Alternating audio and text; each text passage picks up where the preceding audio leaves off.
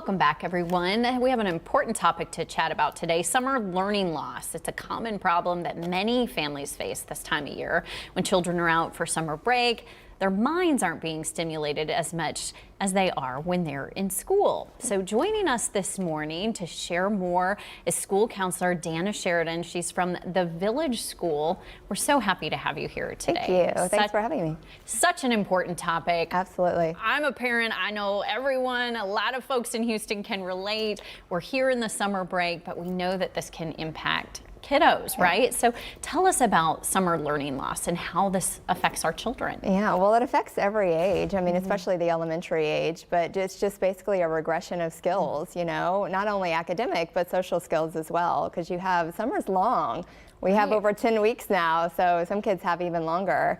So if you don't have anything that stimulates your brain, that's a really, really long break when you're used to having such a strong rigor during the school year. They're searching for, that structure there. Even my 4-year-old, I see that. What are some of the subjects that you would say are the most impacted or affected by summer learning loss? Well, reading, obviously, you might see a deficit in some of that comprehension, but then math as well, not doing a lot of the facts and, the drills and things like that, keeping up with that, but all subjects, science, social studies, you name it. And then, like I said earlier, social skills too. That's a big one. Yeah. They're not getting that interaction from a teacher, right, or their friends. Yeah. Yeah. Okay. Well, so as a parent, what are some of the symptoms or the signs, maybe, if you're at home, that you think, okay, my child may be regressing here? Just kind of the lack of engagement, not wanting to do anything, apathy, regression in some of those skills that you knew maybe when you talked with their teacher at the end of the year that they had at their last report card conference, that you've noticed in reading comprehension over the summer, reading fluency, where you're like, oh, I'm reading with them and they're not quite where their teacher said they left off. Same with math, not picking up on some of those facts that they knew before. Math takes a lot of practice and repetition, so you got to keep that up throughout the summer too. Well, we've still got several weeks left of summer. We've still got some time here. So what can parents, what can caregivers do to try to help their children, not fall behind? Well, I think it's all about creativity. I think for parents, a big one is realizing that you're not going to be school. You can't strive to be that. You don't have the structure for it. But learning doesn't have to be workbooks and sitting down at a table. There's so many different things that you can do that stimulate the mind. You just have to be creative to do it. So thinking outside the box, if your child says, I'm bored, really throwing that back out to them, challenging them to come up with something. Okay, well, go through the recycle and see what you can do with a box, come up with something. At the Village School, we're really, really big on inquiry-based learning. So we pose big questions and the kids really have to use their brains and creativity and take it to where they want to. So really doing that at home and fostering some of those things. I don't know, I mean, you're a lot younger than I am, but Mad Libs, I don't know if you know that, but that's such a good one, Instead of them getting on a screen or the tablet, have them fill out the old school Mad Libs, and they're working on vocabulary, they're working on adjectives, adverbs, and then they can go do that by themselves while you're still, as a parent, needing to do what you need to do. Like taking notes. Yeah, and then they come back and they can present it to you and read it, and they're getting that interaction from you afterwards, but you still get a little bit of that separation if you need to get what you need to get done as well. So I really like that you're bringing up examples too where you can kind of strike the balance between work and fun, right? Because they're still kids. And how would you kind of challenge parents or encourage us, I guess, if we're looking for ways to balance both? I think just getting out into the community, taking a nature walk. We're lucky, we've got a lot of parks. Yes, it's hot out, but you can find times of the day where you can go on nature walks and talk about biology.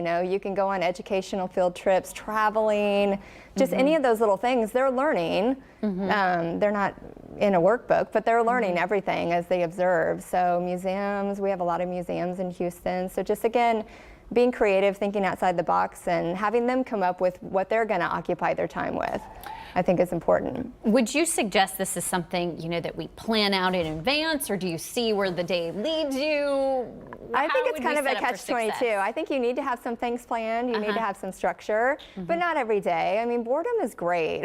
I mean, it sounds weird, right? Yeah. But boredom sparks creativity. So again, if they're I'm bored, I know that's the worst thing we want to hear as a parent, but you have to really throw it back at them. Okay, well, if you're bored, it means you're boring, and kids don't like to be told they're boring. No. Oh, so then they'll be like, okay, you have your brain everywhere you go. So if you're in the grocery store and they don't have anything to do, you've got your brain. Okay, well, how can we make it a little scavenger hunt, or how can we make it a game?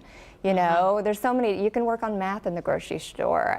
You'd be surprised at how many kids don't know how to pay for things. They'll go up and That's a good point. they'll buy a toy and hand the 20 to the cashier and walk off, and you're like, whoa, like you've got to wait for your change. There's a lot of life skills I feel like that you can work on with just some of the daily chores that you have to do as an adult. So just trying to incorporate your child, let them be a part of it with you. For sure. What about the social interaction portion of it? What would you encourage?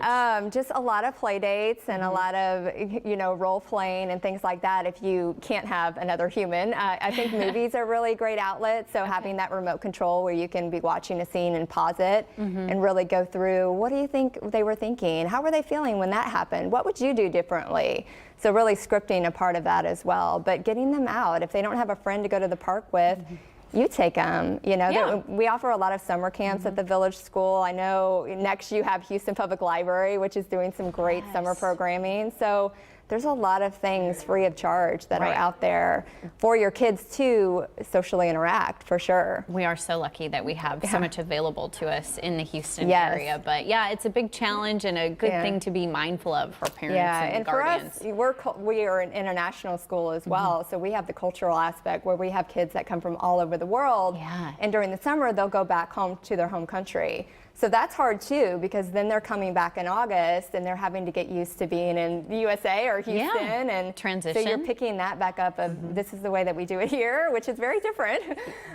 So you're picking up on cultural, social skills, academics. So there's a slide in a lot of different areas, but Well, Dana, you've provided some really great tips. I'm taking notes over here that I'm going to try at home as well. Yeah, you're a preschooler. Yeah, I'm going to do it. So thank you so much for coming in. Thanks. Dana Sheridan with the Village School. We appreciate it. Thanks for having me.